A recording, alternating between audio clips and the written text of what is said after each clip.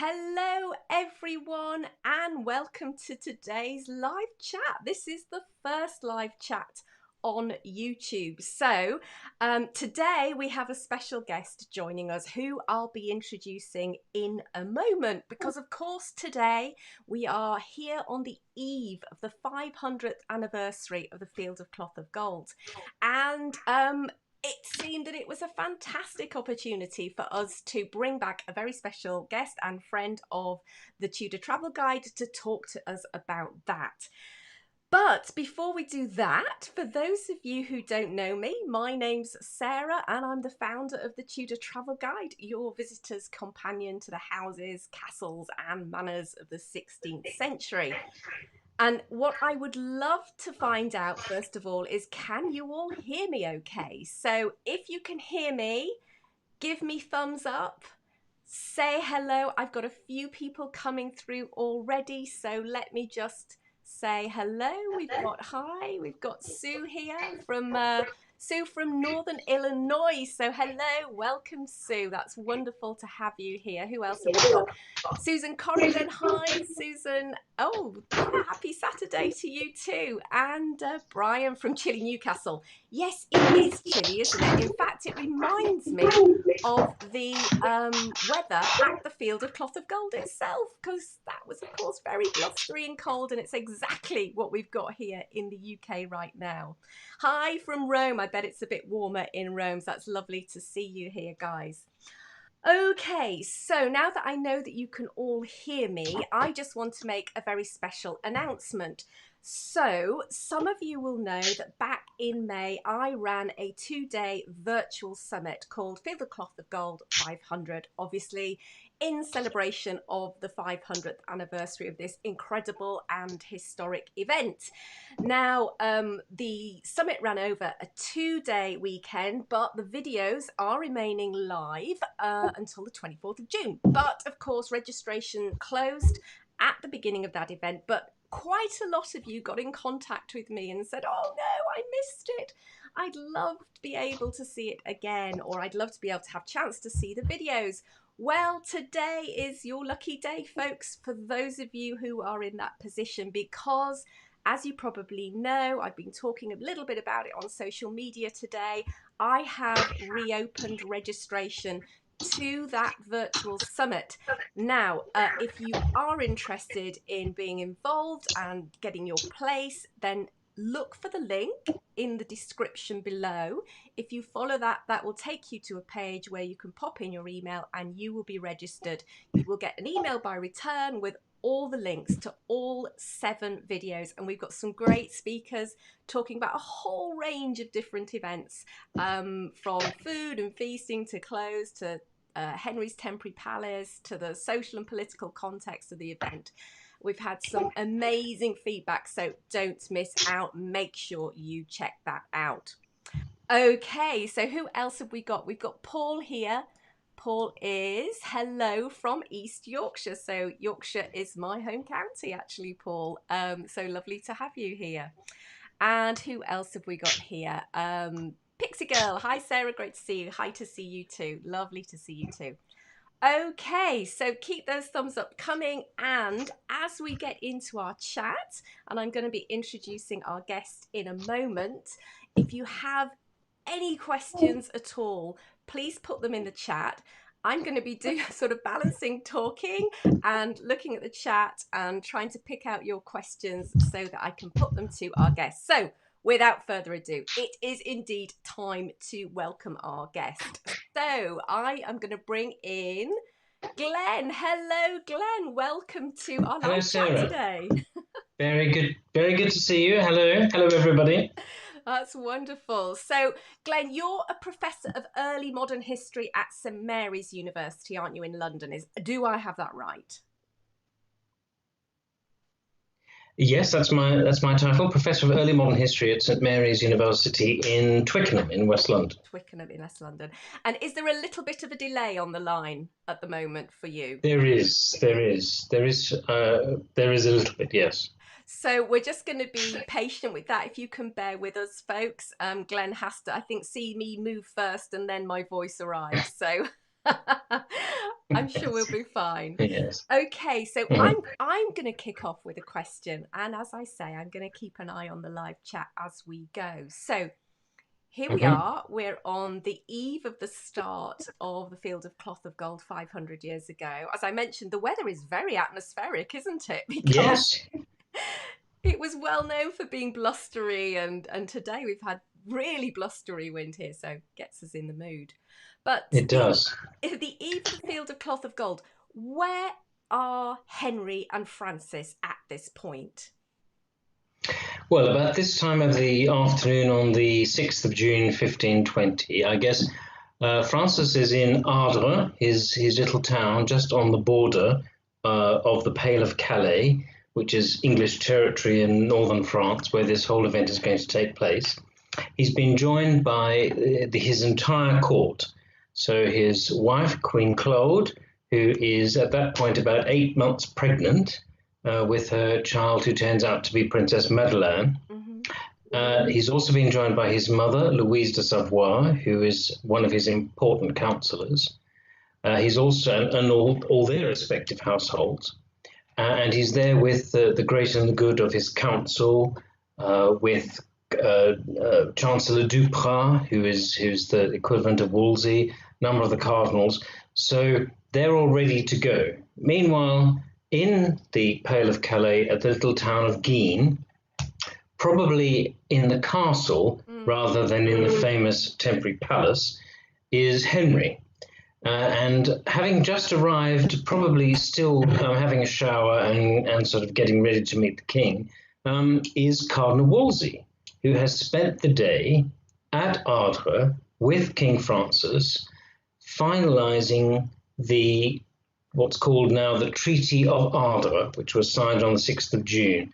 And what that basically is, it's the last minute ratification by both kings that they agree to the peace which they've agreed between each other back in 1518, the Treaty of Universal Peace, which we discussed in the summit a few weeks back.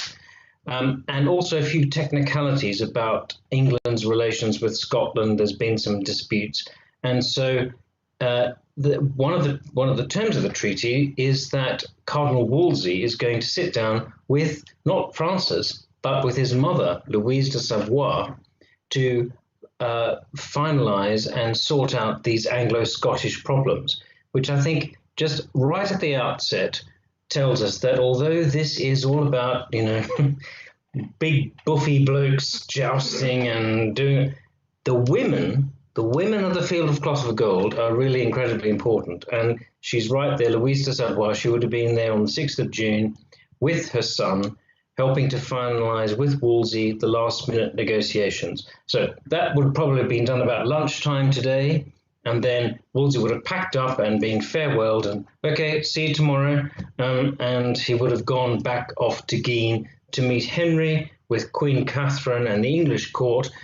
Everybody's probably feeling a bit excited, probably also a bit nervous. I mean, is the other side really going to turn up? Is this really what they're about, or might there be a kind of an ambush of some sort, of diplomatic, or maybe even a real military ambush tomorrow?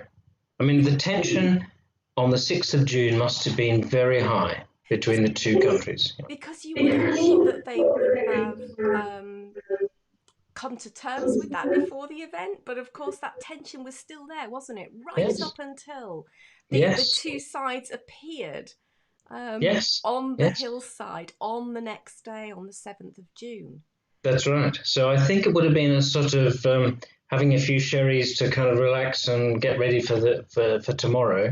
And Wolsey would have been going over. Now remember, you've got to say this to him, and he's going to say that, and so all that kind of pre-performance, pre-stage nerves tonight. I would have thought on both sides. And Wolsey's the fixer, of course, still Yes, working yes. The hard stage manager. Yes, both sides. The stage manager. Yeah, I mean, he was really the architect of this event, wasn't he? So the pressure that he must have been feeling at this time, I can only imagine.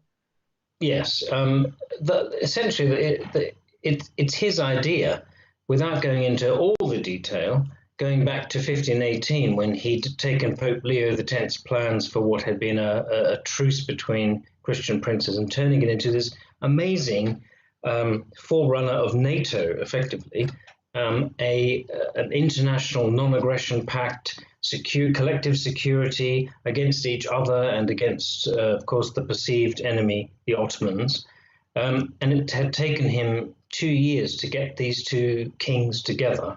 And it was, I think, for Wolsey, it was the biggest thing he'd ever done for Henry VIII. Because let's set out at the start.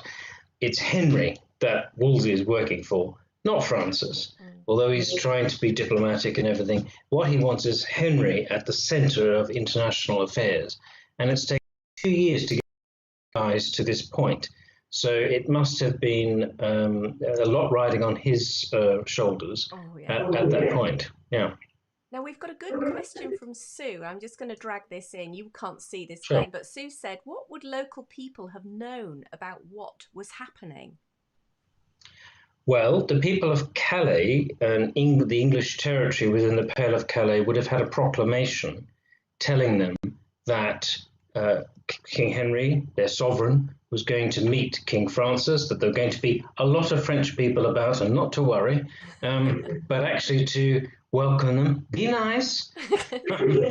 And we know that just before he arrived at Ardres, Francis had issued a similar proclamation. So both Chancellor Wolsey and Chancellor Duprat, who's his equivalent on the French side, had both issued proclamations to be posted up at all the crossroads and all the public spaces, the fairs and markets on the border with the English Pale of Calais and within it, that this is going to happen. You're welcome to come and have a look. We'd like you to see. Be nice to each other. No rioting. So people would have been well aware. And Edward Hall, the English chronicler who writes about Henry's reign later, talks about huge numbers of ordinary people from Calais and from France who came on the margins, of course, but to come and see this extraordinary thing of not one, but two kings and their entourages and all their nobles. It would have been for most people the most spectacular thing they would ever see in their lives. And I'm not exaggerating. No, I can imagine. But it was interesting because I remember seeing that in Letters and Papers, I think before the event, Francis had also said the whole area had to be cleared on pain of hanging, which seemed rather extreme to me. But yes, when I say everybody, I mean you had to be well dressed, you had to be well presented. Vagabonds and basically the homeless were told to go away on pain of hanging. We don't know, and we trust that nothing ever happened about that. But it was but that was the way with both courts, in fact. Both in England and in France, both regimes were aware of the importance of public perception and being seen. So provided you behaved yourself well, were reasonably respectable and turned up and just looked and didn't say anything, you were perfectly welcome, quite close to the court to see these two kings meet. yeah, amazing. Well, I'm going to actually, Ian's asked a question here. How Yes. many ships and what type would have taken the people across to France? Well, the sources that we have vary considerably, but there would have been about 30 to 40 ships, which were both what they call capital ships, the large ships like the Mary Rose and the Swallow and the Sweepstake and ships like that, which would have been either patrolling the waters between Dover and Calais. They also moved people and lots of goods and animals, etc., over on smaller ships called hoys, which were a bit like, you can still see them actually on the Thames. They're kind of more like barges, but they do have sails. And over the course of a week or so between, let me think, from the last week of May to the 31st, say 1st or 2nd of June, people would have been going over not in one go. I mean, it's interesting, isn't it, that we're also celebrating or commemorating today the anniversary of D-Day in 1944, another great invasion of France. But similar, it would have gone in waves, not in one whole thing, but over a course of a number of days after the initial sailing over by Henry and Catherine, there would have been time for the English to assemble themselves at Calais. So it would have been mainly Henry's navy ships and hoys which had been hired for the purpose by the English naval authorities, who would have taken people over to Calais.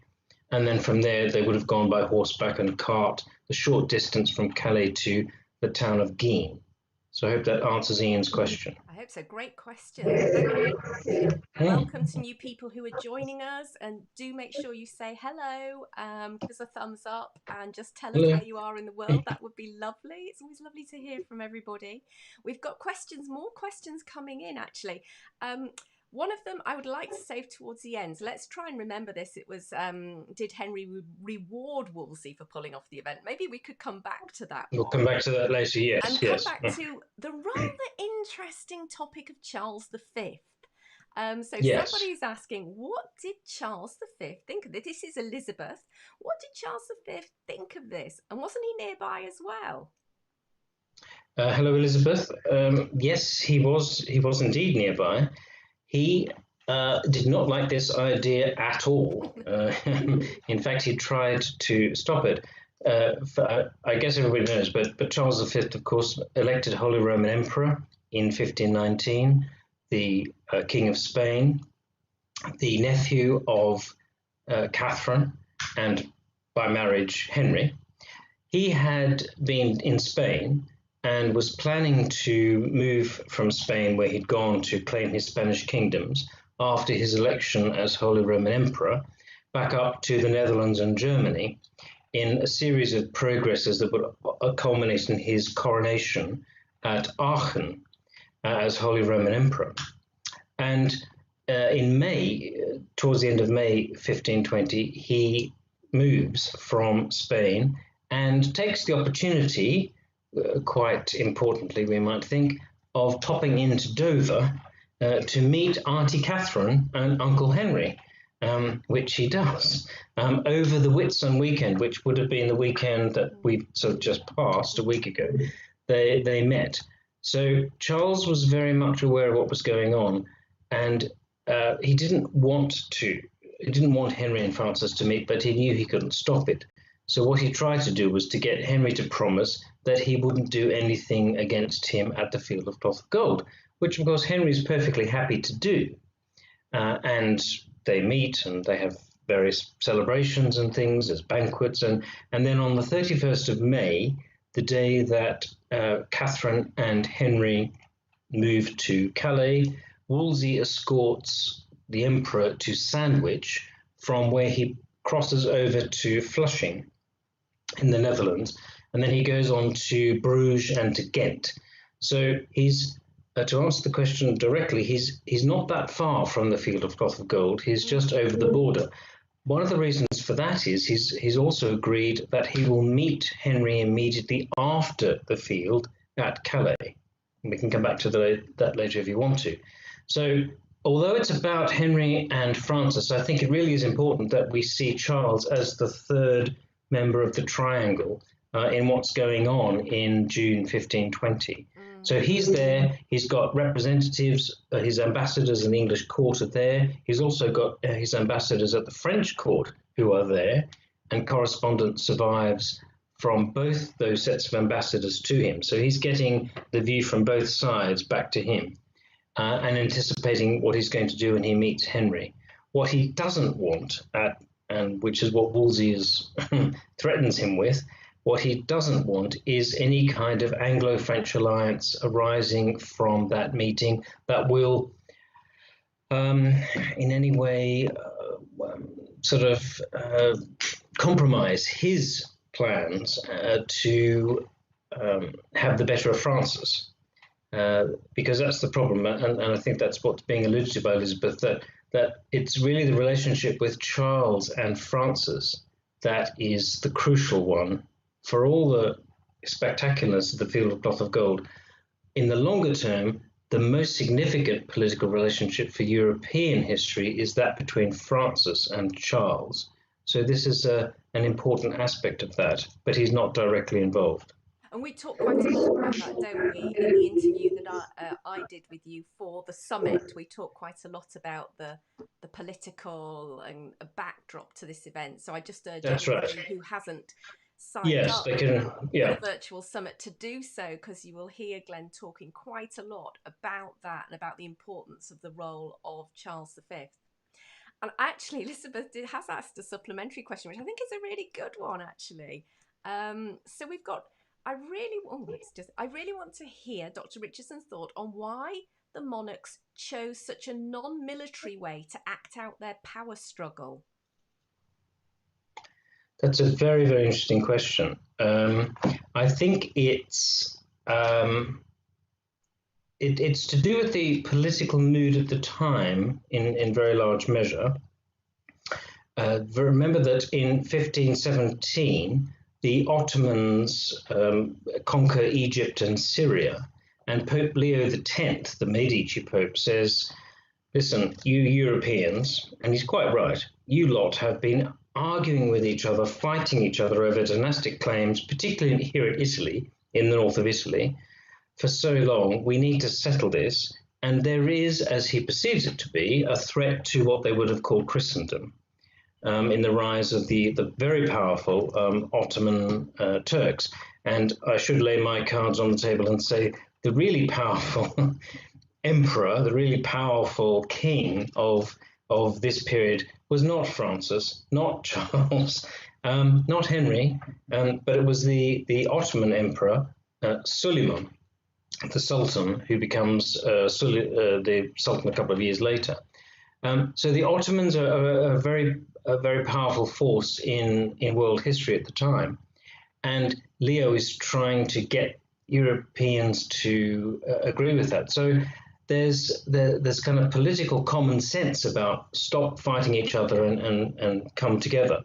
Added to which, the extraordinary range of dynastic wars since the late 15th century had led people like Erasmus, like Sir Thomas More, like a whole range of what we would now call Christian humanist scholars to say peace is the most important thing between Christian princes. This is what we're supposed to be doing. So it was a really interesting, one of those interesting moments in history where two different things coalesce. So the threat from outside, as it was perceived, and the philosophical importance of history between Christian princes led to this political moment, and we know them in our own history and our own contemporary times. There's a political moment where the wind of public opinion, the wind of we'd have Twitter and all the rest of it now, is in favor of peace.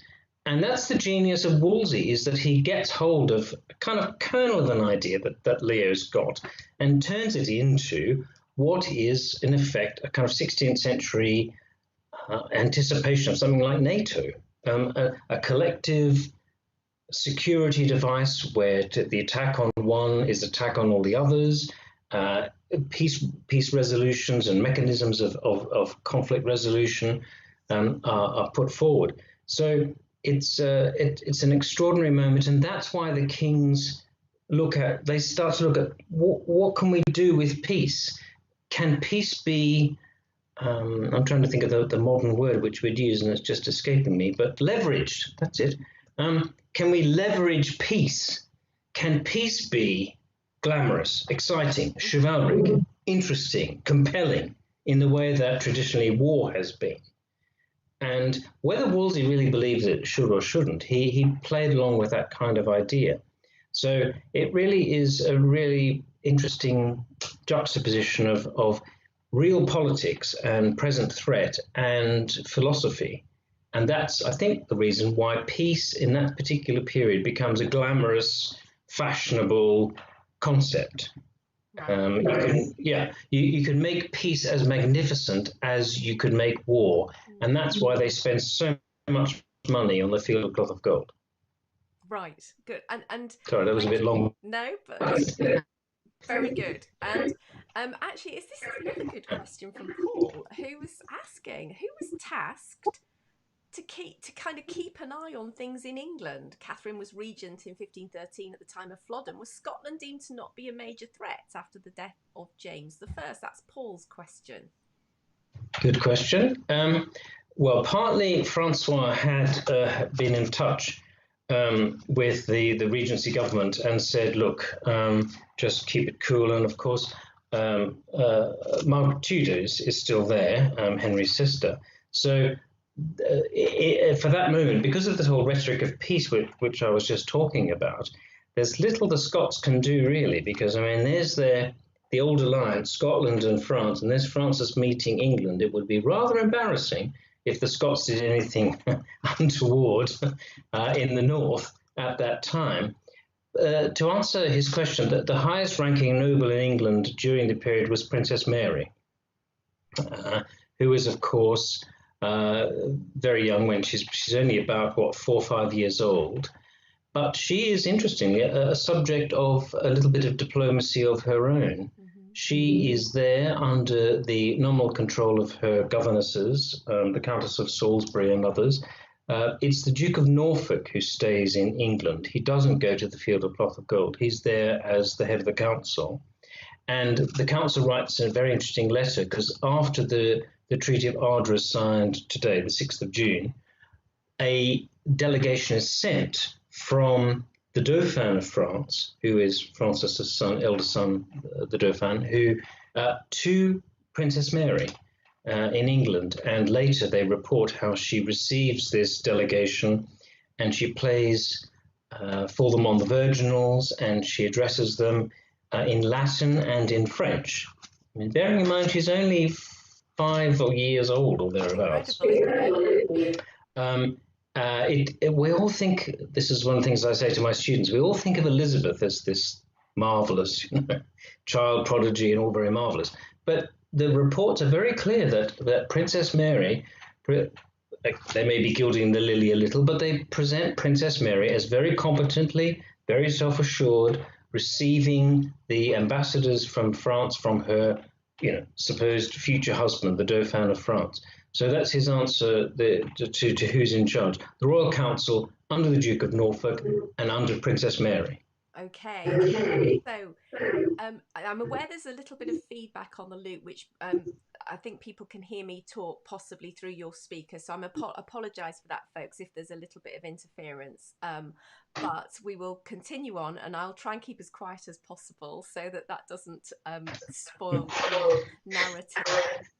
But let's think, because I love the first meeting of the two kings, because there's an incredible amount of detail goes into making sure that neither one takes precedence over the other. So maybe you can tell us what happens on that morning of the 7th and just how events unfold. Well, the morning of the 7th of June, both sides would have been up early. All the grooms of the stables and all the rest would have been brushing the horses down. The grooms of the chamber of the two kings would have been brushing down there and getting rid of their suits of clothes which they were going to wear. And bear in mind, not only that, but all the servants of all the nobles and the captains of various divisions of the Royal Guards would have been up early. And so it would have been a lot of brushing and polishing going on, I think. A bit like, what happens, we see on television, when they cut to the barracks of the household division before the trooping of the colour, which also happens, in June. It would have been very much like that, getting the horses ready and everybody. And then the day itself was actually on the 7th of June, 1520. So they would have been getting ready. Wolsey goes over to France, to Francis, and to France indeed, to Ardres, one more time and says, pat hands. Just, it's all right, it's all right. We are coming, it's all going to be fine, don't worry. And then he goes back to Henry at about 3 o'clock in the afternoon. And then at about sort of 5 o'clock, the cannons from the town of Guines fire, and so do the cannons from the walls of Ardua. And that's the signal for both kings to start moving towards each other. And they're escorted by, it's really hard to know, but something like about 3,000 troops and people escort each of them in either direction. And the place which they have agreed to meet is just inside the English territory. So it's not strictly speaking halfway between the two towns. It's just inside English territory on the border with France.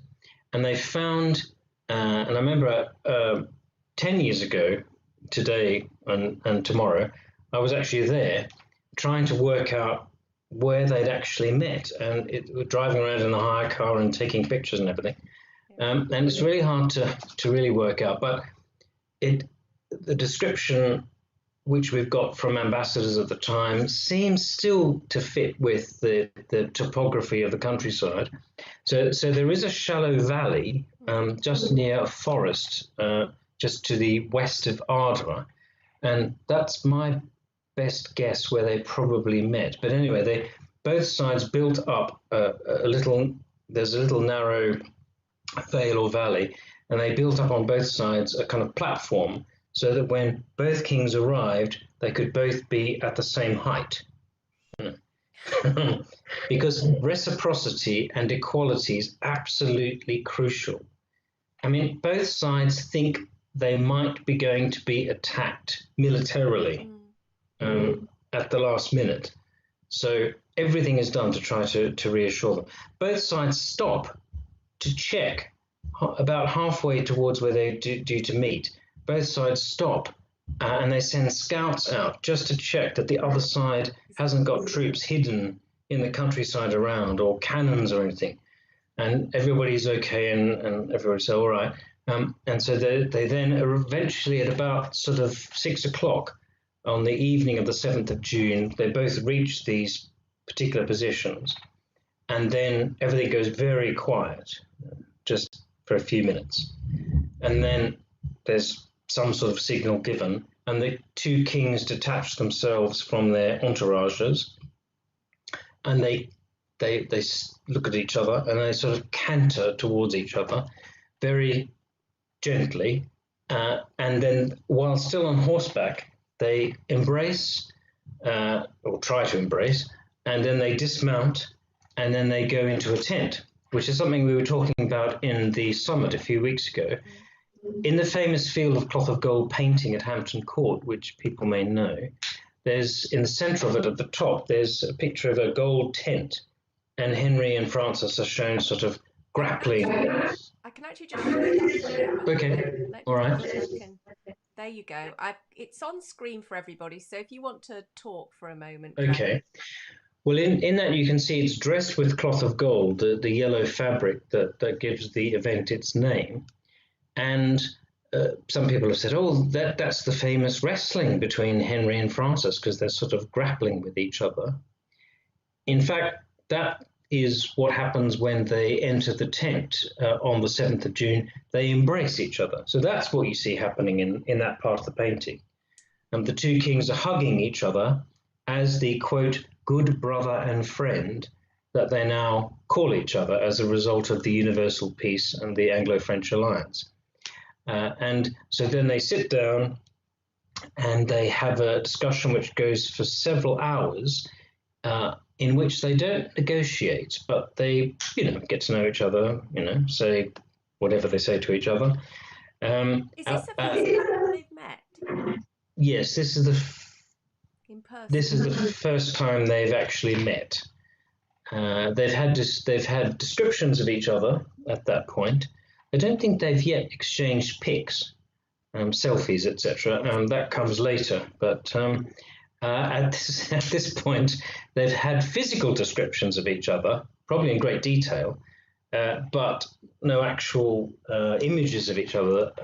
Anyway, they meet and they have a very extraordinary conversation in which I don't suppose we've got time to go into, but it really does set out what the whole thing's about.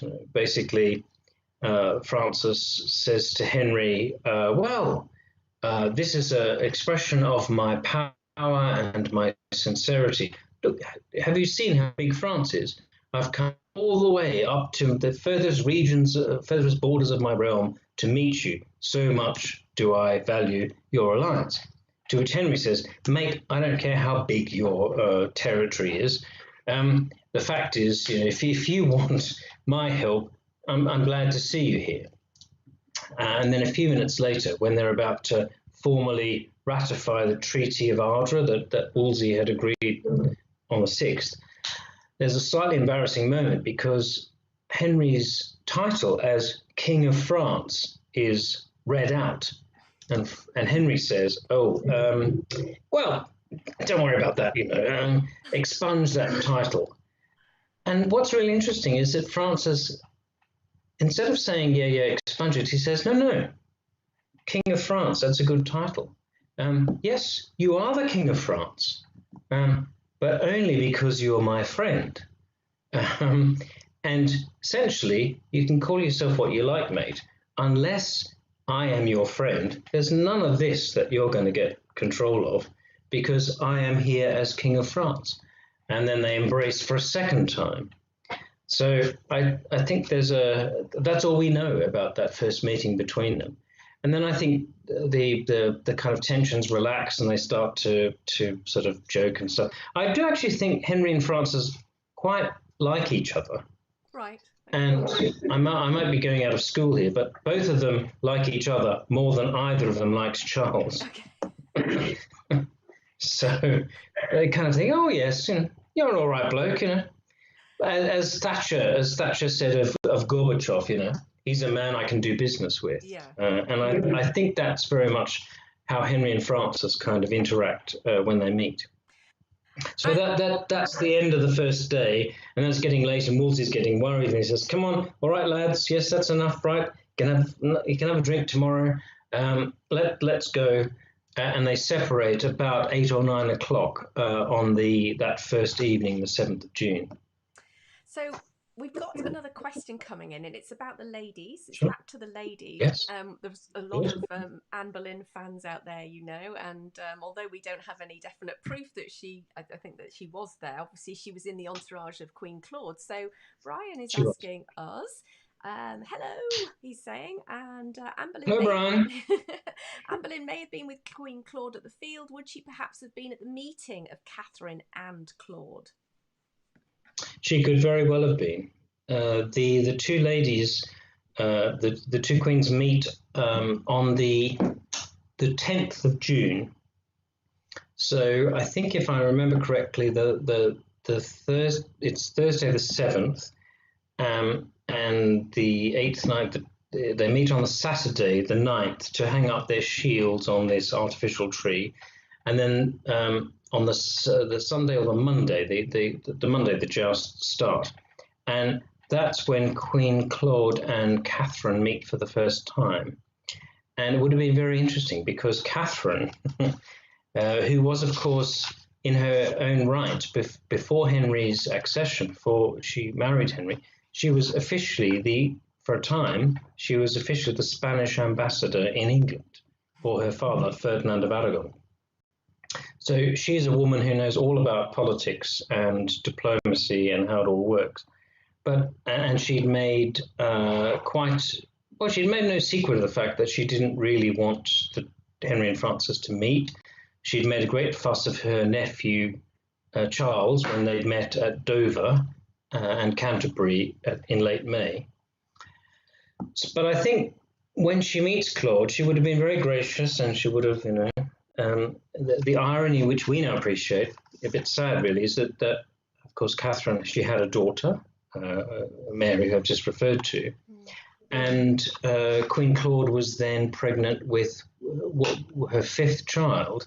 So I'm sure she would have been very complimentary to Claude about, I'm sure Catherine spoke French, and that first day they would have sat and watched their husbands hang up their shields, showing that they were the challengers of the tournament and all that kind of stuff. They met several times at the tournament field, but they probably didn't see each other an awful lot thereafter, because they were in charge of the whole entertainment side, really. Something which I think I tried to bring out in our seminar a few weeks back. Henry and Francis never formally dined together. They do informally occasionally, but they never formally dine together. Instead, Henry, of course, goes to Ardres and is received by Queen Claude and Louise de Savoie, while Francis comes to Guines and is received by Catherine of Aragon and Cardinal Wolsey and the other ladies, Mary Tudor, the French Queen, Henry's sister, not to be confused with his daughter.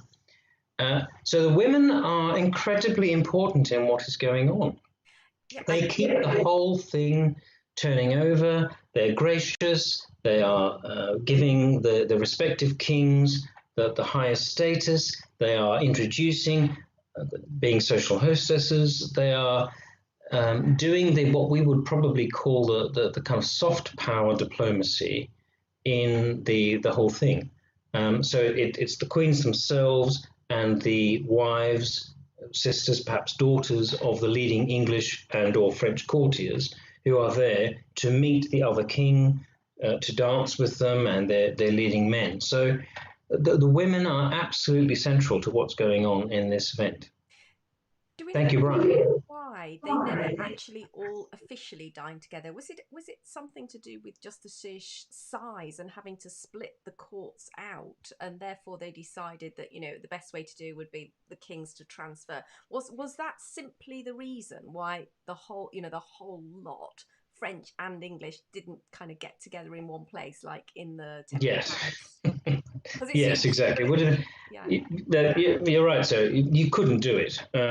You couldn't have everybody together with everybody else. It just wouldn't have worked because, as we talked about, you had an entourage of 5,000 to 6,000 people in total. Even if we're talking about the top level of say 200 to 300 people, or even 50 to 60 people coming, it would have been quite extraordinary to try to have one event where they're all together.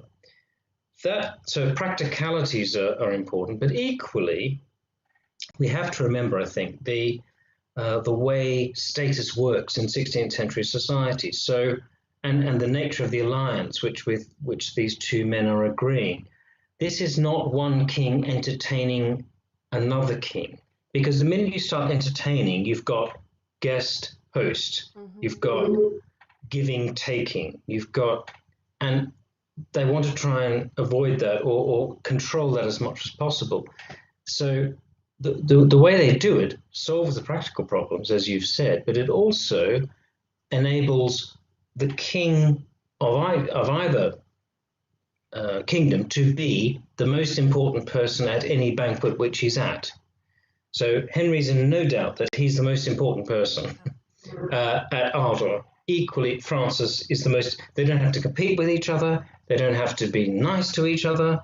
All they have to do is to be gracious to their inferiors, the rest of the court, the queens and everything, which is not so hard to do. And they can win lots of brownie points by being that. So I think it's really interesting to compare what happened in other meetings, and this does seem a kind of unique situation at the Field of Cloth of Gold, where the kings don't ever dine together formally and officially for the reasons we've been talking about.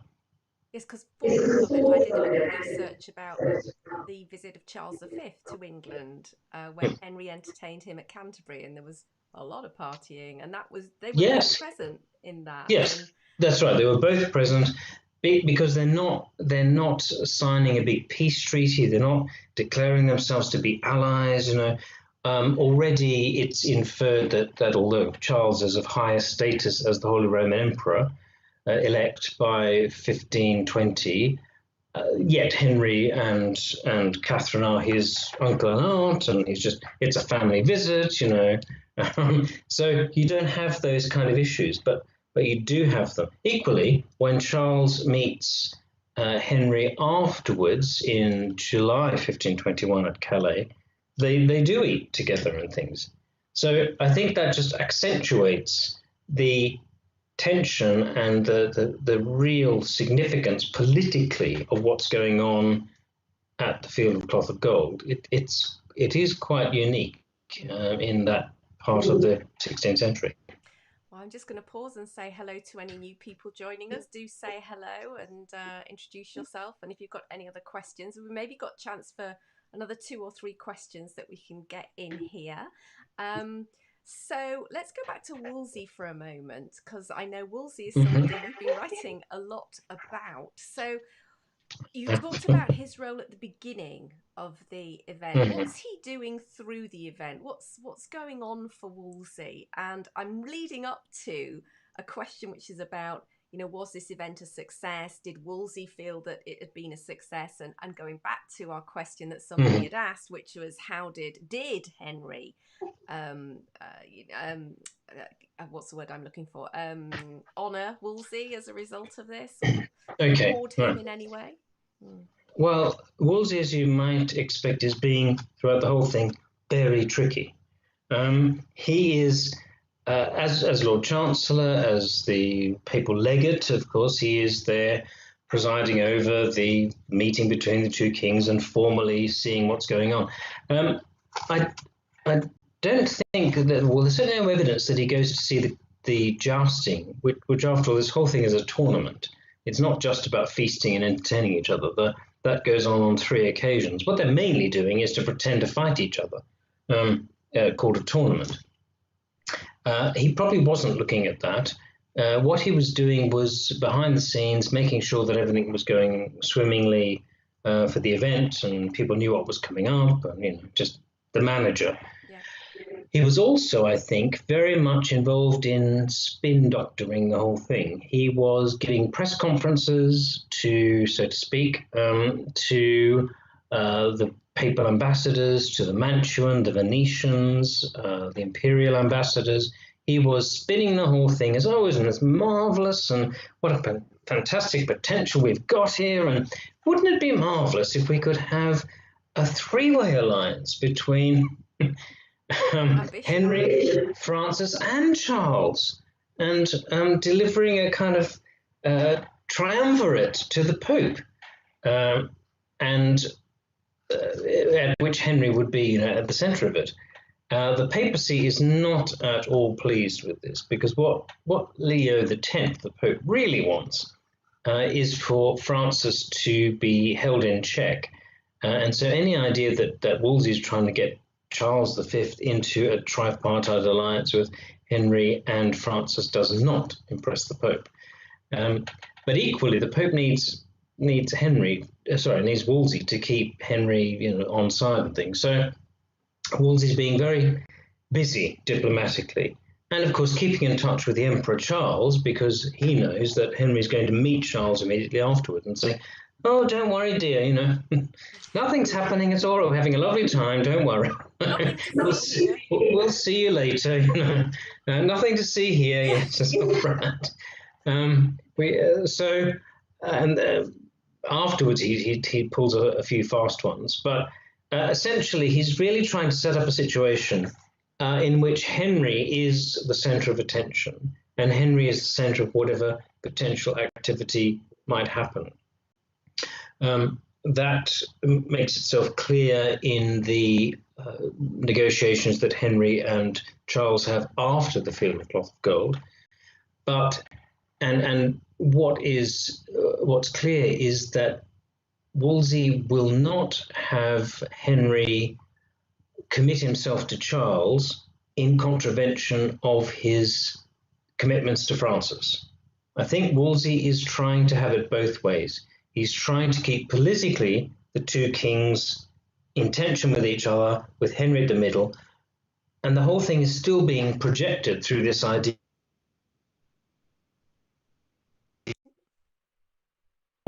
but he's keeping them both in check at the same time.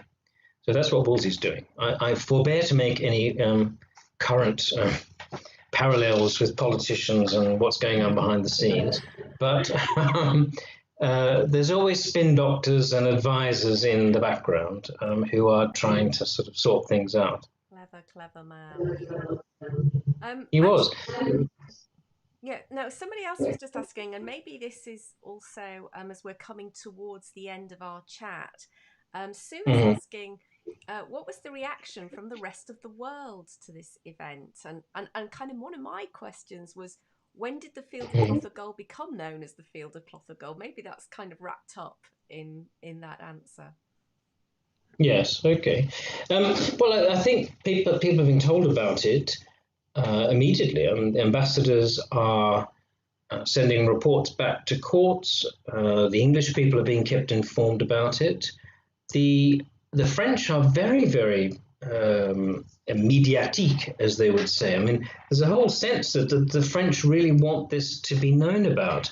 There's at least three or four major publications which are like there's a poem, there's two descriptions, there's the okay, we don't see that till later. There's the memoirs of the Seigneur de Florange, but there's at least say three uh, semi-public or public documents which are printed under the authority of the French king within weeks of the event.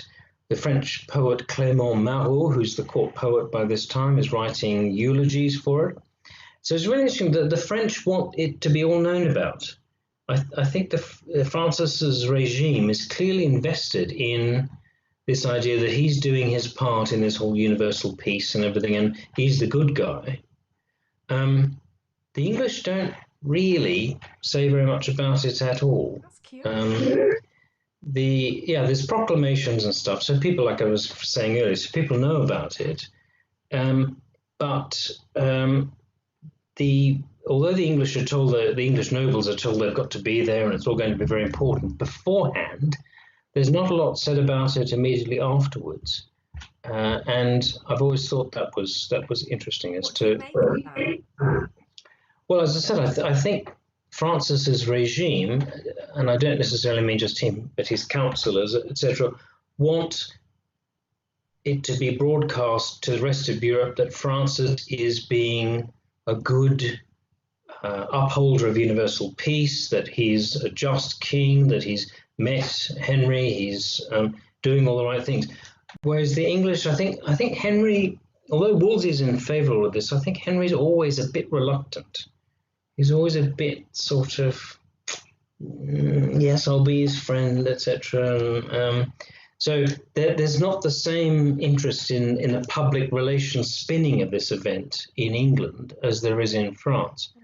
Um, uh, and of course, he's immediately occupied with the meeting with the emperor afterwards. Mm-hmm. That said, Henry and Wolsey do play a very straight bat, to borrow a cricketing analogy. For the next 12 months, they say, we are in charge of the universal peace. At any point, Francis, Charles, whatever, we will arbitrate disputes between you. And I think they are desperately trying to make everybody believe that's possible. Of course, what turns out to be true is that Wolsey and Henry just don't have the geopolitical power to stop Charles and Francis actually coming to war, which happens in 1521. So the great universal peace of 1518, which the 1520 meeting was meant to inaugurate and celebrate, I'm afraid that the reality is England can be an angle of a power, but it can't be the arbiter, the overarching power of Europe, which is what Wolsey had tried to make Henry. But it didn't come off. So in the end, when Francis covertly attacks Charles in 1521, desperate to distract him from trying to invade Italy and take his Duchy of Milan off him, Henry is faced in the end with the choice, well, you either back Francis, who's going to lose, or you back Charles, who's going to win. And of course, he backs Charles on Wolsey's suggestion. Yeah, right. So there you go. And as we know, this was a great and historic event, but there was very little, wasn't there, from a political point of view, therefore, that came from it. Well, yeah, I mean, this is the difficult argument I've always tried to make is, yes, it did mean something at the time. It probably was genuine. It was an effort to give Henry a greater power than he probably had internationally by force of spectacular display of all the kind of virtues of kingship, which is why I always argue that it didn't mean that it didn't mean nothing. And my argument has always been these people spent vast amounts of money on this, and you don't do that, surely, unless you really think you're going to get something out of it. That said, ultimately, Wolsey in the end saw this as probably not much more than another tactic than he would try in the following 10 years. So he's always very fleet of foot. And as I said, he was riding public opinion, he was riding a kind of optimistic sense among intellectuals and things. And when that began to fade again, or things moved on, in the popular phrase, so did Wolsey and so did Henry. Very pragmatic. Very good. Yes, that's right. Pragmatism, dressed up as idealism. Yeah. Very good. Well, I think we're coming to the end of our chat. But I did want to mention to everybody, in fact, there was a question actually about, why did you get involved with the Field of Cloth of Gold? What first drew you to it? So maybe you want to say a few words about that. And also, of course, you have written about the Field of Cloth of Gold. And I can just put this, while you're talking and answering that question, I can pop this picture. This is Glenn's, oh, I've got the wrong one. Sorry about that, guys. I've got picture of Glenn's book up on the screen now, Field of Cloth of Gold. But maybe you could say a little bit about, why you wrote that. Okay, and also to answer the question which was posed earlier, what did Wolsey get out of it? Which I think was said earlier. Wolsey had already got quite a lot out of this whole kind of peace thing by being made a papal legate in 1518. But what he eventually got out of the maneuverings about all of this was that he was eventually made a papal legate for life by Pope Clement VII in 1524. He also was after the Field of Cloth of Gold until his fall from power in 1529 about the annulment. It had worked so well in its own terms that Wolsey was absolutely Henry's first, last, best advisor, and nobody could get rid of him, whatever they tried to do, until the involvement of a certain young woman who we mentioned earlier, by the name of Anne Boleyn, towards the end of the period that we're talking about. And that's a subject for another debate perhaps in the autumn about Cardinal Wolsey. As to why I did my doctorate many years ago on Anglo-French relations, and I found the whole relationship between Henry and Francis just really interesting and fascinating, and why it was the way it was. And I couldn't do it in my thesis particularly at great length, but I just thought, what is going on here? What kind of questions people have about it? What is going on? Why are they spending this money? Is it nothing? Does it not mean anything? And if it does mean something, well, what does it mean? And the book is my attempt to, many years later, answer that question. And I think it gives us, my last point, I guess. I think it really does. If you take it seriously, if you try and see what they're both trying to do here, I think it does give you an insight into how Renaissance monarchy worked, about what they thought was important, how they thought they would get what they wanted, and that peace and war were two sides of the same coin, and all kinds of stuff like that. So that's why I did it. And you mentioned, of course, and I mentioned it earlier, you are writing, or you've written a book on Wolsey, which is coming out in the autumn, and hopefully we will speak again. Both. Yes, let's do that. Let's have a chat about the big man in red, who I think is absolutely fascinating, and who is just. I look forward to that. Yes. Really look forward to that, unpicking that. Well, I'm gonna do this. This is the first time. This is my first YouTube, and I'm gonna give you a round of applause.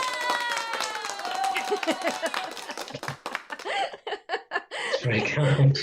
So I just want to thank you so much for joining us today. We've had lots of people commenting. Thank you.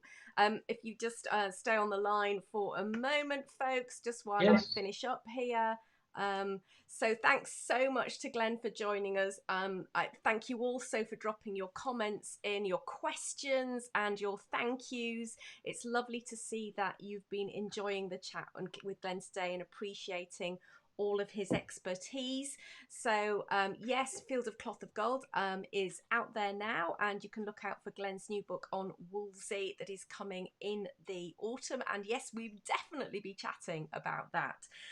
So of course, as you know, with regards to these live chats, largely it's once a week and it's on a Saturday, and I'm doing one of these on YouTube in the first Saturday of every month.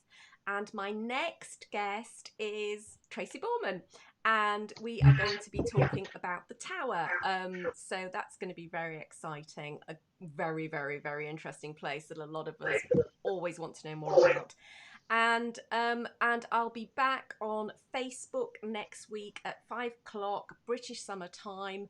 Yeah, I'll be thinking about what subjects I'm going to do. But of course, you can always go into the Facebook group, which is my private Facebook group, the Tudor Travel Show Hitting the Road. You can search for that on Facebook. And if you want to go in there, drop me any comments, things, topics that you'd like me to cover, then yeah, of course, feel free to do so. I'm always listening. So it's been lovely to see you. We've been an hour, so I'm going to say good night. Thank you very much, folks, and I'll hopefully see you on Facebook next week. Okay, bye for now. Bye.